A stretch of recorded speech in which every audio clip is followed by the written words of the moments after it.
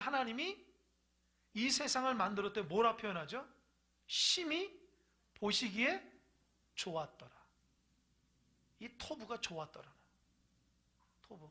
그래서 보면 이렇게 뭐 음식점에도 토부 뭐 이렇게 쓰인 데가 있어요. 이 좋았더라. 하나님 보시기에 좋았던 거예요.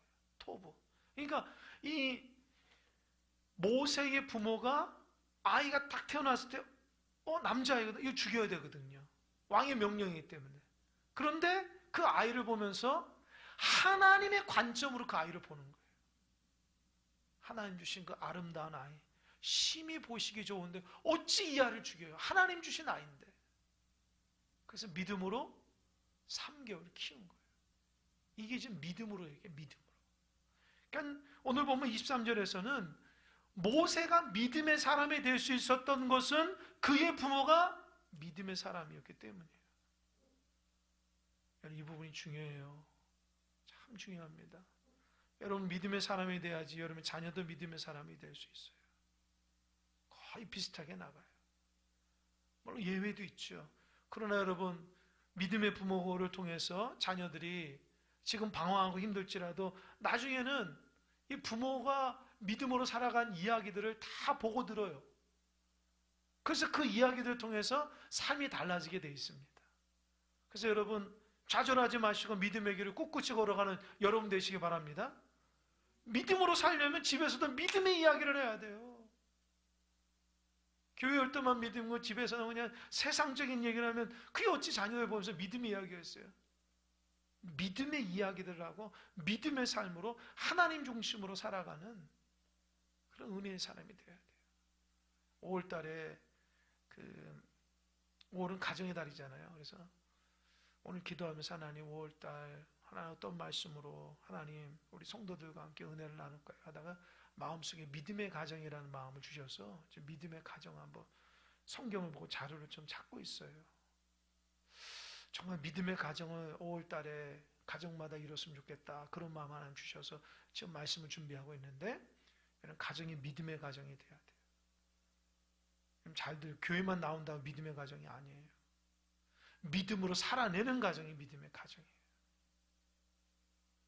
믿음의 생각으로, 믿음의 바라봄과 믿음의 언어, 믿음의 생각과 믿음의 씀씀이, 믿음의 손과 발이 돼야지 믿음의 사람이지 교회만 다닌다고 믿음의 사람이 아니에요. 그가 믿음의 이야기들을 써내려가야 돼요. 모세의 부모가 믿음의 사람으로 아이를 믿음으로 키웠기 때문에 그 아이에게 믿음이 있었고 그 믿음으로 인해서 민족을 살리는 아주 귀중한 위대한 인물이 된 거예요. 그러니까 모세가 그 믿음이 어디서부터 나오는 거죠. 그 모세가 태어났을 때에 반드시 죽여야 되지만 하나님 보시기에 믿음의 눈으로 그 아이를 봤고 3개월 동안 그 아이를 하나님의 은혜 가운데 믿음으로 키웠다는 거기서부터 모세는 모르죠. 모세는 그 어린 나이에 모르죠. 하지만 믿음으로 모세를 키운 거예요. 여러분 잘 알지만 3개월 딱 지나니까 도저히 안 돼요. 이제 아이가 커지고 아이가 울고 그러니까 감당이 안 돼서 어떻게 해요? 믿음으로 갈대 상자에다가 아이를 넣고 나일강에 보냅니다. 하나님께서 책임져 달라. 그것도 믿음으로. 아니면 죽을 수밖에 없거든요. 만약 그때 모세가 죽었으면 어떻게 해요? 하나님께 맡기죠. 근데 그 갈대 상자가 이렇게 가다가 하나님 인도하죠. 누구한테 가요? 그러죠. 바로의 공주. 그 성경을 보니까 또 참 그 바로의 공주가 그 아이가 히브리 아이라는 걸 알았지만 성경을 보니까 불쌍히 여겼다. 불쌍히 본 거예요. 여러분 이것도 누가 주장한 거예요? 하나님이 주장한 거예요. 그러니까 여러분 이 갈대 상자에 그 모세를 띄우면서 아들을 띄우면서 얼마나 그 부모 마음이 찢어지겠어요. 근데 하나님께 다 맡긴 거예요. 하나님 이 생명 하나님 주신 귀한 아이니까 하나님 책임져서 그 아이가 어디요? 바로의 공주에 가가지고 바로 공주가 바로 그 부모가 뭐라고 그랬어요? 그 히브리 남자는 다 죽이라고 명령했을 때 죽여야 되는데 바로 공주는 죽이지 않아도 권력이 있는 거예요. 참 그러니까 사람이 하면 그렇게까지 완벽하게 못해요. 하나님이 하시니까 완벽합니다. 할렐루야. 기억하세요. 여러분이 하면 안 되고 하나님이 하셔야 돼요. 그래야지 완벽한 거예요. 그래서 겸손한 자는 하나님 쓰시는 게 뭐냐? 하나님을 인정하고 하나님 높이는 거예요. 그러니까 하나님 기가 막힌 방법을 한다고요. 내가 하면 안 되는 거예요. 그게 믿음이라고요. 믿음을 하나님께 맡기니까 하나님 기가 막히는 거 보세요. 왕의 명령도 더 이상 어떻게 할 수 없는 그 상황 가운데 이끌어 가잖아요. 그래서 그 모세가 왕궁에서 최고의 학문으로 최고의 교육받고 최고의 좋은 장소에서 40년 동안 성장하게 됩니다. 그리고 잘 아는 것처럼 그의 친모인 요게벳이 유모로 들어가게 돼요. 여러분, 드라마도 이런 드라마가 어디 있어요? 작가가 그 위기에 빠진 모세가 어떻게 하면 최고의 축복을 받을까 생각해도 그런 생각 못한다. 하나님이 하시니까 하시는 거예요. 그러니까 여러분, 인생을 멋지게 살려면 믿음의 눈으로 보시는 여러분 되시길 바랍니다. 내 눈으로 하면 안 돼요. 내 생각으로 하면 안 돼요. 하나님의 방법으로 하나님의 역사 가운데 세워지는 은혜의 사람이 돼요. 그래야지 않은 기가 막힌 역사가 일어나는 거예요. 그걸 인정해야 되는데 우리의 고집이 세니까 그대로 안 되는 거죠. 하나님 뜻대로 안 된다. 그러니까 우리의 고집을 꺾어서 하나님의 말씀대로 순종해내야 돼요. 그래서 믿음의 사람들은요, 순종적인 순수한 사람, 그러니까 말씀 믿는 거예요. 그런 사람이 돼야 돼요. 내 고집 피우면 절대 하나님께서는 크게 우리를 쓰지 않아요. 왜요? 하나님 말씀 안 듣는데 뭘 하나님 쓰시겠어요? 하나님 말씀대로 순종하고 나는 이해할 수 없지만 믿음의 길을 걸어갈 때 하나님이 나를 그곳에 갖다 놓는 거예요. 모세는 그렇게 부모의 믿음으로 아주 훌륭하게 40년 동안 잘 성장했습니다. 그것이 23절의 내용이에요. 그리고 24절 다 같이 시작.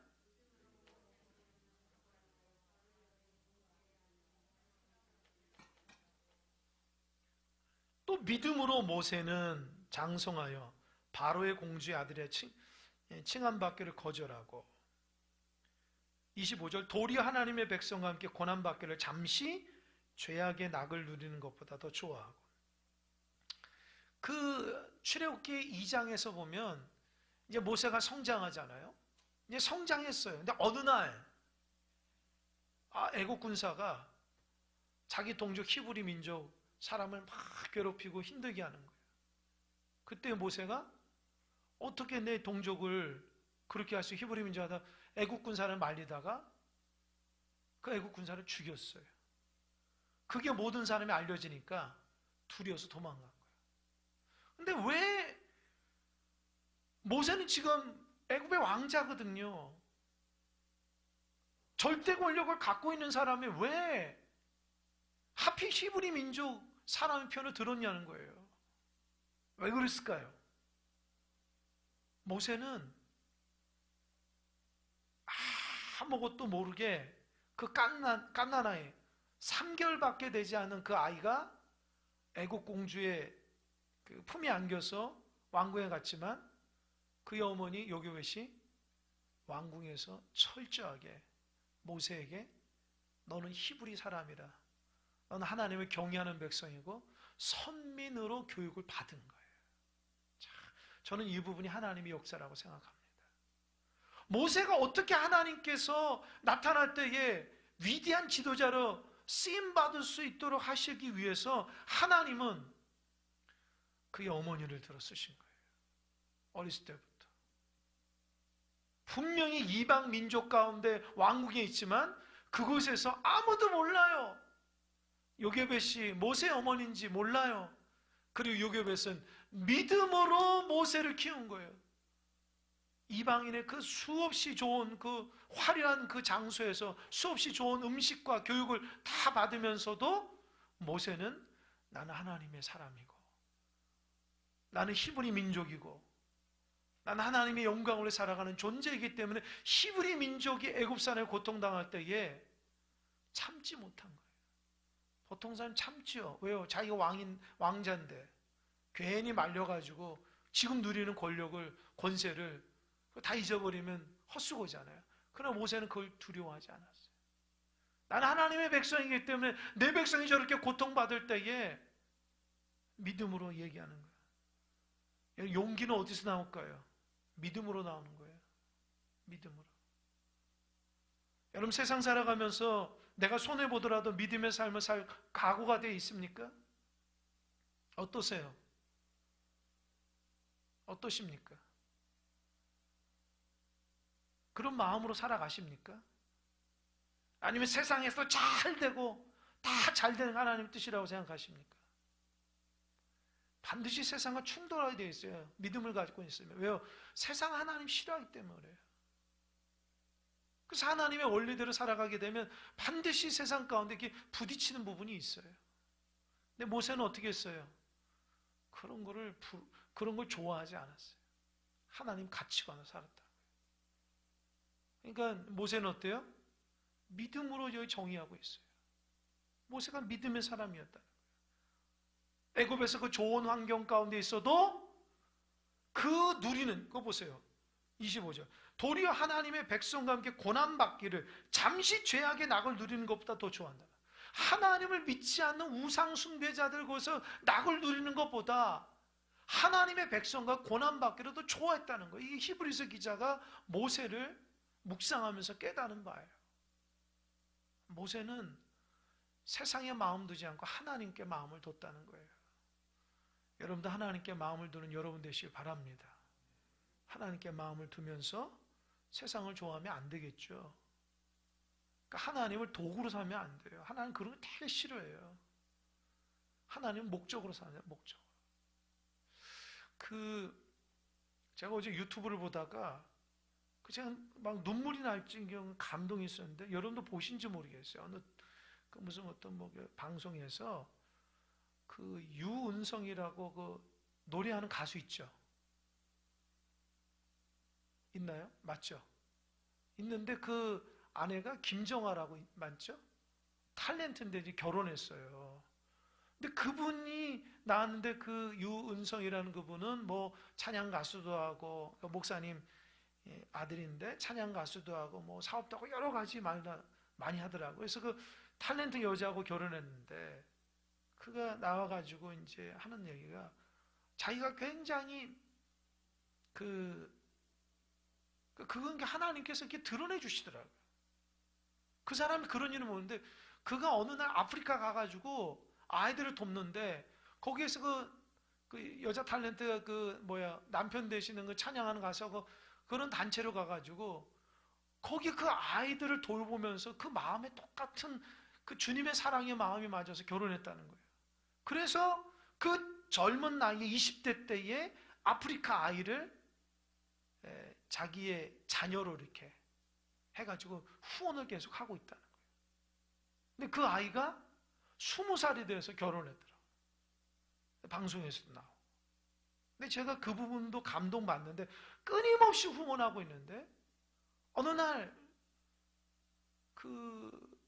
이 아이들을 도우면서 하나님 주신 생각이 이들이 그저 물질로만 받는 것이 아니라 이들이 삶 가운데 뭔가를 좀 이렇게 할 수 있으면 좋겠다 생각해서 그 부부가 그 땅에, 아프리카 그 땅에 커피나무를 심었대요. 커피나무. 그래서 그 커피나무 하나 하면 한 가정이 먹고 산대요. 그래서 많이 심어가지고 그 동네 모든 사람이 커피나무를 심고 그래서 그걸 어떻게 하냐? 그 두 부부가 그대로 다 수입해가지고 파는 거예요. 그러다 보니까 커피 전문점을 7개나 크게 운영한다는 거예요.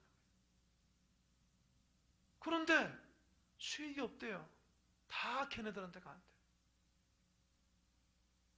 제가 그 방송을 보면서 저거다. 저거라고. 그 두 부부가 그 아이들을 사랑하는 그 마음이 그 예수님의 사랑이라는 마음이 제 마음에 쏙 든 거여서 이 방송을 짧게 보는데 막 눈물이 날 지경이에요. 너무 주님의 사랑으로. 자, 여러분, 믿음은, 사랑은, 신앙은 그렇게 아름답게 맺어지는 거예요. 너무너무 감동을 받았어요.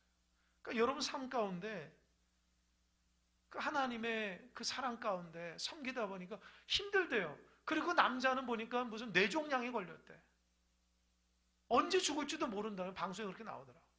그래도 하나님께 감사하며 산다는 거예요. 자기 맡겨놓은 사명을. 끊임없이 지금도 아프리카 그 아이들을 돕고 주변 사람들 도우면서 사업을 하고 어떻게 하면 남 도울까? 하나님의 사랑으로 그렇게 사역을 하더라고요. 아, 참 제가 그 방송 내가 너무 부끄럽다. 나는 누구를 위해서 사는가? 내가 남을 도와본 적 있는가? 그렇게 사랑하는 마음으로. 우리 신앙생활하면서 전부 다 이기적인 마음과 내가 어떻게 잘 되기 위해서 하나님 찾는 것이야. 그런 게 많잖아요. 근데 정말 주님의 사랑으로 베풀고 나누고 섬기고 정말 이웃을 섬기는 그런 자세로 우리가 그리스도의 사랑으로 살아가고 있는가? 그런 마음을 제 마음속에 굉장히 하나님 크게 주시더라고요. 여러분, 주의 사랑으로 하나님의 사랑을 전하는 여러분 되시길 바랍니다. 그렇게 돼야 돼요. 이기적이면 안 돼요.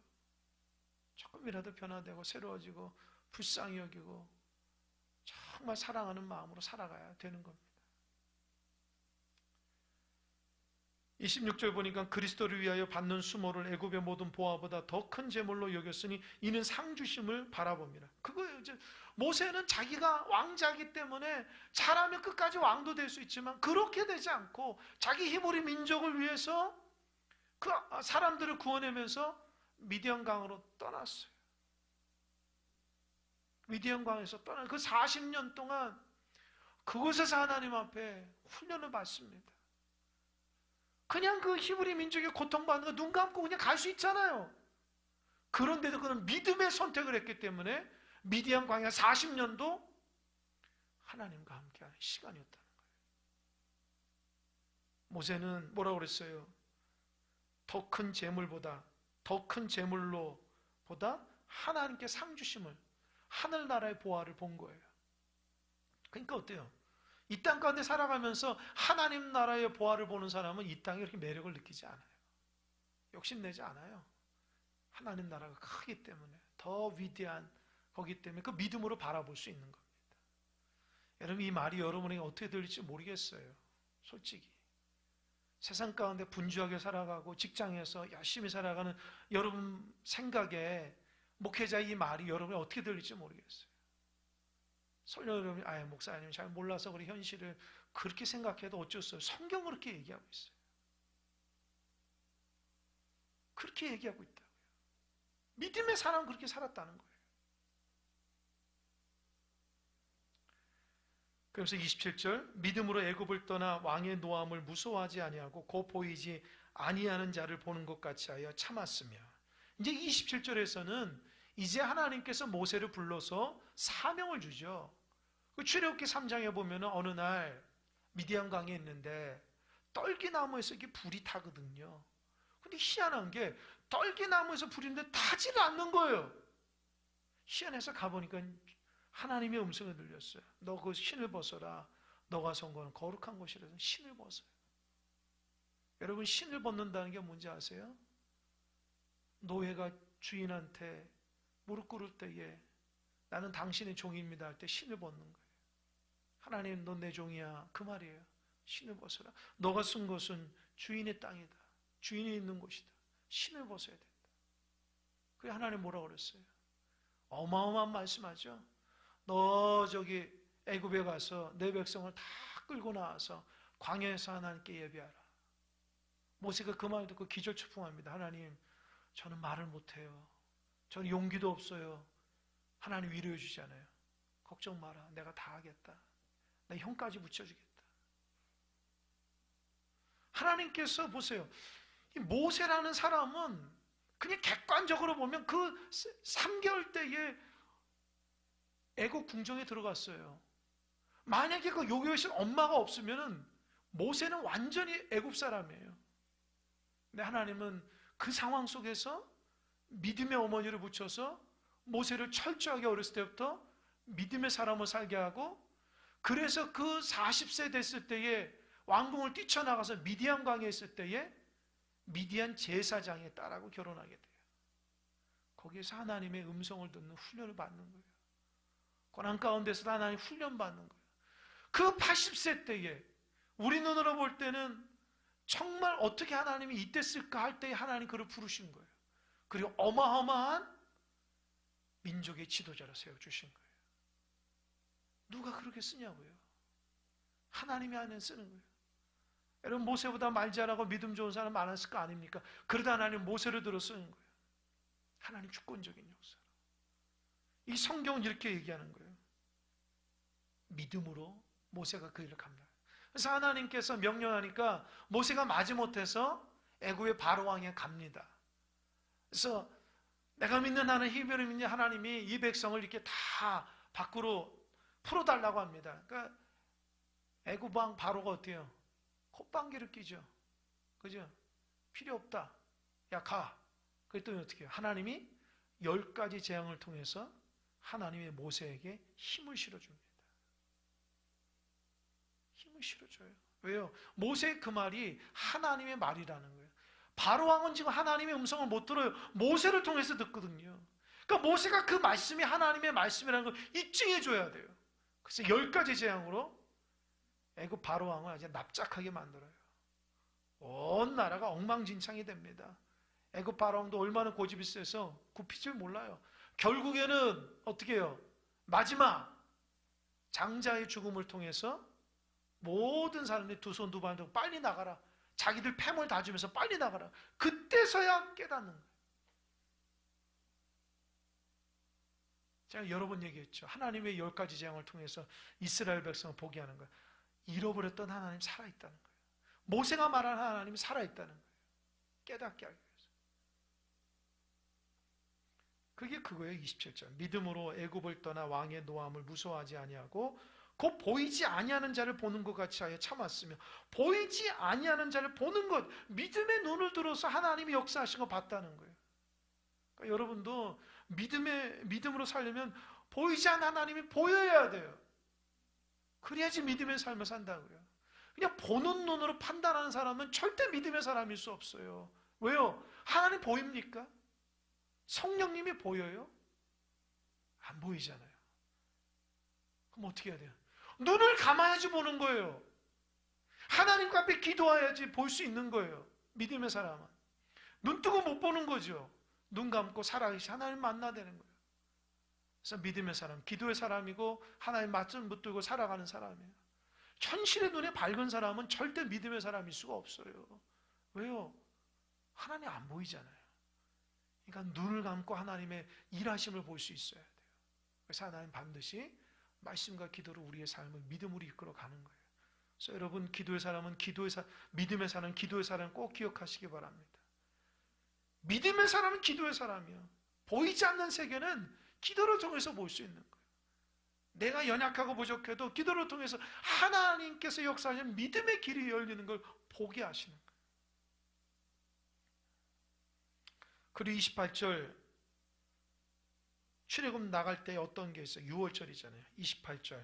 믿음으로 6월절과 피 뿌리는 예식을 정하였으니 이는 장자를 멸하는 자로 그들을 건드리지 않게 하려 한 것이며.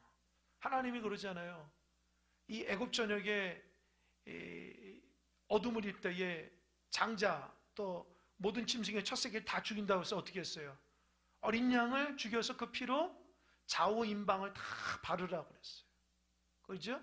또 허리띠를 띠고 뭐 무교병과 쓴나물과 이게 탈출할 준비를 하면서 먹으라고 그랬어요. 그러니까 밖으로부터 안으로 드는 모든 공기구멍을 어린 양의 피를 다 발랐어요. 그래서 그게 지금 6월절의 유리 아닙니까? 6월이 뭐예요? 한자로 넘어가는 거, 넘어. 하나님의 말씀대로 순종하니까 넘어가는 거. 그러니까 여러분 생각해요. 모세는 그런 위중한 삶 속에서도 10가지 재앙을 다 하나님이 일하시면 하니까 그 말씀에 순종한 거예요. 그래서 모세는 애굽에 있는 이스라엘 백성 그렇게 하라고 하니까 그렇게 한 모든 이스라엘 백성은 죽음이 넘어간 거예요. 그게 믿음의 행위라는 거예요. 하나님 말씀에 순종하는 여러분 되시기 바랍니다. 순종하지도 않으면 복 받으려고 해요. 하나님 이렇게 하면 그렇게 해야지. 그렇게 하지도 않는데 무슨 복 받으려고 생각하십니까? 어린 양을 바르라면 발라야 돼요. 그렇게 하라면 하는 거. 그렇지 않으면 뒷감당은 다 하나님이 하시는 거예요. 이 말이 중요해요. 믿음으로 살아가는 사람 하나님 뒷감당 다 하셔요. 상황을 조절한다고요. 믿음으로 살아가지 않는 하나님 뒷감당 안 해요. 왜요? 너가 선택하고 너가 하는 길을 내가 어떻게 돕냐는 거죠. 이해되십니까? 그러니까 믿음으로 해야지 하나님 뒷감당 다 해주시는 거예요. 그러니까 여러분, 믿음 생활 잘하는 사람은요, 하나님 신뢰하는 사람이에요. 믿어버리는 거예요. 하나님 이렇게 하랬으니까 합니다. 아멘 하면서 하는 거예요. 나머지 하나님 다 하시는 거예요. 아, 이거 어떡하지? 이렇게 하면 안 될 것 같아요. 그럼 믿음이 없는 거죠. 하나님 못 믿는 거죠. 하나님 내 삶에 이끌어가는 믿지를 못하는 거죠. 그런 사람은 어떻게 하는 믿음의 역사가 드러납니까? 잘 들으시기 바랍니다. 그렇게 해서 출애굽한 거예요. 또 29절에서는 홍해 사건이잖아요. 믿음으로 그들은 홍해를 육지같이 건넜으나 애굽 사람이 이것을 시험하다가 빠져 죽었다. 제가 많이 얘기했죠. 홍해가 딱 있는데 가로막혔어요. 원망불평하잖아요. 그러니까 믿음 없는 사람은 그냥 자기 환경 가운데 원망불평합니다. 자기 뜻대로 한다면. 그래서 여러분 자기 자신을 잘 살펴보세요. 내가 믿음의 사람이면 자꾸 내 입에서 원망불평 나오면 난 믿음 없구나 생각하면 돼요. 하나님을 신뢰하면요 인내할 줄 아는데 인내를 못해요. 자, 인내를 못한다. 왜요? 하나님 기대하지 않기 때문에. 그러니까 하나님을 기대하지 않기 때문에 인내하지 못하기 때문에 불평불만 나오는 거예요. 그러면 안 됩니다, 여러분. 하나님께서 바다를 이끌 때 하나님 뜻이 있다 생각해야 되는데 이거 보자고 이거 하나님 뜻도 모르고 자기가 앞서서 막 불평불만 해야 된다. 그때 어떻게 모세가 하나님 지팡이 들고 탁 발을 향해서 어떻게 된 거예요? 물이 완전히 올라가서 탁 물에서 그 땅을 어떻게 마른 땅으로 걸었나는 거예요. 여러분 진흙 땅으로 걷는다면 뭐 그럴 수도 있다 아니면 마른 땅으로 걸으면 그건 하나님이 하신 거예요. 뭐 자연현상으로 물이 이렇게 갈라지는 뭐 이게 우리 뭐 저쪽 뭐 대부동가 이렇게 가면 그런 데도 있잖아요. 그죠? 그런 데도 몇 군데 있잖아요. 하지만 마른 땅으로 걷는 건 정말 불가능하잖아요. 그러니까 하나님이 하신 거예요. 하나님이 일하신 거예요. 그러니까 하나님의 뜻은 이들이 10가지 재앙을 통해서 하나님 아직까지 또 신뢰 못한 거예요. 그러니까 홍해를 갈라지면서 그 땅을 마른 땅을 걷을 때 아 정말 하나님 살아있구나를 확신시켜주기 위하며 여러분 하나님께서요 우리에게 믿음 생활 잘하도록 확신시켜주는 게 많거든요. 근데 믿음의 사람은 그걸 보면서 하나님 감사합니다. 그렇게 살겠습니다 하는데 어떤 사람은 그걸 보면서도 그렇게 안 살아요. 그러니까 하나님 더 이상 그런 증거 안 줘요. 왠지 아세요? 안 믿으니까. 그 사람한테는 귀한 게 아니기 때문에 하나님 안 보여줘요. 그러니까 믿음으로 살아가는 사람에게 하나님 믿음의 증거를 보여주는 거예요. 왜요? 너 믿는 게 맞다라는 거죠. 너 믿는 게 맞다. 그래서 저도 기도 중에 하나님 제가 이렇게 믿고 신뢰합니다 하나님. 믿음의 증거를 좀 보여줘요. 그런 기도 많이 합니다, 개인적으로. 하나님 보여줄 때가 많아요. 그러니까 기대를 하니까. 근데 그런 거 보여줘도 하나님의 응답이라죠. 우연하게 됐고, 내가 잘해서 됐다는 사람은 하나님 안 보여줘요. 왜요? 그거 보여주면 뭐 하는 거예요? 값어치를 모르는데요. 그러니까 믿음으로 살아가는 사람이 믿음의 증거가 있을 때 감사하고 기뻐하고 감격할 수 있어야지 신앙의 즐거움이 있는 거예요. 그러니까 여러분 신앙의 즐거움이 없는 사람은 여러분 믿음을 잘 한번 다듬어 가세요. 기도하고 말씀 붙잡고 하나님 내 삶 가운데 일으키시는 걸 보면 깜짝깜짝 놀라고 막 신나고 즐겁다고요. 기도 제목이 있어서 오늘도 어느 성도님 기도 제목을 저한테 부탁하셔서 기도합니다. 그러니까 저는 기도하는 거예요. 저는 항상 그래요. 기도는 하지만 응답은 하나님이 하시는 거예요. 저는 내가 하는 게 아니에요. 저는 기도 부탁받으면 그거 놓고 기도합니다. 응답은 하나님이 하신 거라. 그게 저의 믿음이에요. 내가 못하니까 하나님께 기도하는 거예요. 내가 할 수 있으면 내가 해주죠. 근데 내가 못하는 일이에요. 그러니까 하나님께 기도하는 거예요. 여러분 기도는 거기서부터 시작해요. 내가 못하니까 하나님께 기도하는 거예요. 그 하나님 신뢰하는 거거든요. 홍해를 건넜어요. 근데 애굽 사람은 어떻게 해요? 저 따라오다가 저 건너니까 같이 또 건너는 거예요. 그러다 중간에 하나님 화가 아파져. 하나님을 시험했단 말하고 있어요. 그러니까 하나님을 시험하면 빠져 죽고 하나님 믿음으로 보면 축복받는 거예요. 영적인 말이면 곰곰이 생각해 보세요. 같은 문제도 하나님을 믿음으로 바라는 사람은 축복이지만 하나님 시험하는 사람은 빠져 죽는 거예요. 그게 올무가 되는 거예요. 곰곰이 생각해 보십시오. 30절 믿음으로 7일 동안 여리고를 도니 성이 무너졌다. 여러분 보세요. 그 여리고성은 난공불락의 성이라서 이게 높은 지형에 있어요. 도저히 그 성을 허물 수가 없거든요.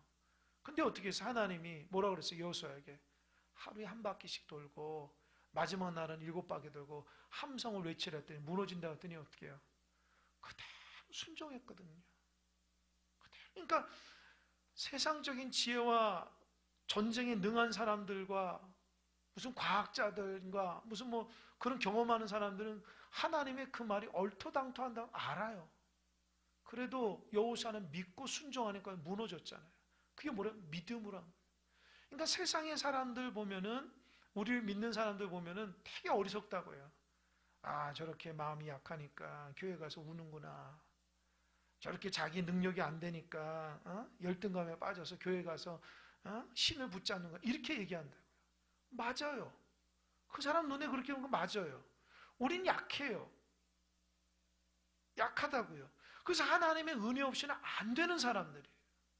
그게 우리의 믿음이라고요. 그걸 인정하면서 살아가야 돼요. 여리고를 무너뜨렸던 사람들은 다 믿음의 사람이라고요. 조금 더 깊이 얘기하자면 왜 여리고성을 돌라고 그랬을까요? 말 한마디 하지 말라고 그랬어요. 돌라고. 왜요? 누가 불평불만하면 다 불평불만하기 때문에 돌지를 않아요. 그러니까 입 딱 다물고 그냥 보라는 거예요. 어떻게 해요? 그 엄청난 그 지형과 엄청난 성벽을 보면서 나는 안 되구나. 이걸 느끼게 하라는 거예요. 그래도 순종하면서 일찍 돌아요. 마지막 날은 어떻게 일찍 돌아와서 7바퀴 도는데 여러분 이스라엘 백성이 어떤 생각을 드는 거예요? 하나님께 그때는 다 맡기는 거예요. 여호수아가 믿음의 길을 딱 쓰니까 다 따라오는 거예요. 그러니까 기적이 있는 겁니다. 누구 하나 믿음 없음의 모습이 없었다는 거예요. 왜요? 입을 딱 다물라고 있으니까. 그냥 보고 느끼는 거예요. 그래 하나님과 교제하는 거예요. 그럴 때에 여리고성을 무너뜨린 것은 뭐요? 믿음으로 무너뜨렸다고 성경은 얘기합니다. 그래서 여러분 인생에 여리고성 같은 문제가 있으면 믿음으로 무너뜨리시기 바랍니다. 여러분 힘이 안 되면 믿음으로 해야 돼요. 말씀대로 하세요. 기도하고 말씀 보고 예배하는 거 우습게 생각하면 안 돼요, 여러분. 하나님 앞에 그게 능력이라고 믿는 자에게 우습게 여기면 우스운 인생 된다고 제가 여러 번 얘기하잖아요. 그걸 귀하게 해서 귀한 인생 되는 거예요. 하나님 원리대로 살아가는 것이. 마지막 31절 보면은 믿음으로 기생 라합은 정탐꾼을 평안히 영접하였으므로 순종하지 아니한 자와 함께 멸망하지 아니했도다. 그러니까 그 가나안 땅 딱 정탐할 때에 어떻게 해요? 기생 라합의 집에 들었더니 기생 라합이 그 히브리 민족이라는 걸 알고 어떻게 해요? 그런 고백한다고요. 뭐라 얘기냐면 상천하지에 오직 여호와 하나님만이 참 신임을 내가 안다. 이렇게 얘기해요. 그 여인이. 그러니까 이 가나안 땅에 살고 있는 누굽니까? 라합이라는 여인이 광야에서 히브리 민족이 걸어가는 것마다 모두 다 하나님의 역사가 있다는 소문이 다 난 거예요. 그리고 어떤 민족은 아말렉을 죽이고 만나온 외초를 먹이고 또 수없이 많은 기적을 이루고 무슨 요단강을 건너고 그 수없이 많은 것들을 들으면서 이 기생 라합이 어떠면 상천 위로는 하늘 하지 땅으로 밑으로는 땅을 보면서 참신은 당신들이 믿는 하나님밖에 없다고 고백을 합니다. 그게 믿음이에요. 그러니까 여러분 믿음은 소문만 들어도 믿어지는 거예요. 여러분 믿음이 그런 거예요. 하나님은 그 여인에게 믿음의 선물을 준 거예요. 확신한 거예요. 저 민족은 하나님. 그래서 어떻게 해요? 모든 사람들은 히브리 민족을 적으로 생각했지만 이 기생 라합은 내가 이분들을 따라가야 되고 하나님 믿어야 된다는 생각을 가졌기 때문에 죽지 않고 구원받고 믿음의 반열에 오르게 됩니다. 자, 여러분, 믿음으로 판단하고 믿음으로 생각하고 믿음으로 사고하고 믿음으로 말하는 여러분 되시길 바랍니다. 그래야지 믿음의 열매가 있어요. 우리는 날마다 싸운다고요. 믿음으로 할 것인가 내 뜻대로 할 것인가 자꾸 갈등하며 싸운다고요. 여러분 직장에서도 마찬가지로 믿음으로 하세요. 하나님 방법으로. 믿음은 잠시 벗어놓고 그냥 내 노력으로 그렇게 하지 마세요. 하나님이 무슨 여러분의 직장에서만 역사 안 하는 그런 분이에요? 아니잖아요. 여러분 믿음이 오히려 그곳에 또 빛나야 돼요. 하나님 원리대로. 믿음을 하면 부끄럽고 뭐 이렇게 뭐라 소리 당할 것 같아요? 해보세요. 하나님 뒷감당 다 하시는 거니까. 다 지금 그런 거잖아요. 지금 이런 얘기를 하는 게 뭐죠? 지금 오늘 본문에 읽는 저자들이 믿음으로 살다가 고난이 있으니까 옛날로 돌아가니까 제발 믿음으로 이겨내가는 거예요. 세상으로 달려가지 말고 믿음으로 이겨나가라는 거예요. 너희들의 믿음의 선진들이 이렇게 살았는데 어찌 그 믿음을 버릴 수 있느냐? 믿음으로 다 구원받았다.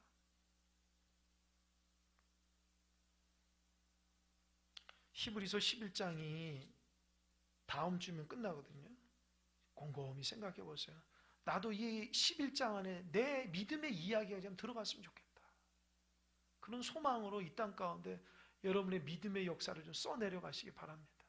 내가 믿음으로 일을 이렇게 했더니 하나님 이렇게 해주셨다는 것을 간증하며 하나님 내 삶에도 이런 믿음의 역사로 믿음으로 누구는 하나님의 뜻을 이루었다. 이렇게 남겨야죠. 그래야지 정말 하나님의 사람입니다.